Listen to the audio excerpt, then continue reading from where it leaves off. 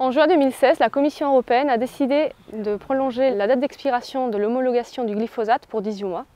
En cause, le manque de consensus entre les différents États membres pour le maintien ou le retrait de cette molécule. Le calendrier arrivant à nouveau à échéance, la Commission européenne a proposé le renouvellement du glyphosate pour 10 ans.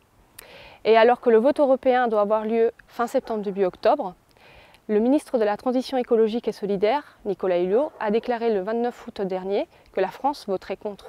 En agriculture conventionnelle, le glyphosate est aujourd'hui utilisé pour la gestion des intercultures, des prairies temporaires et des adventices. Il présente de grands intérêts agronomiques, notamment pour les techniques en sans labour. L'arrêt du glyphosate, ça me paraît totalement inconcevable. C'est un produit qui, en agriculture de sans labour, ce qu'on appelle aussi de conservation des sols, est indispensable.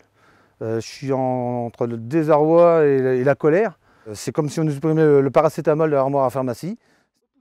L'utilisation du glyphosate n'est pas systématique, elle est raisonnée dans les intercultures, c'est-à-dire pour détruire la culture qui est en place pour en mettre une autre.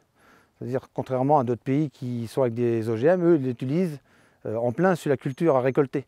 Et nous, c'est vraiment pour préparer la mise en place d'une culture pour récolter. Donc ça s'utilise d'une façon minimum et pas systématique.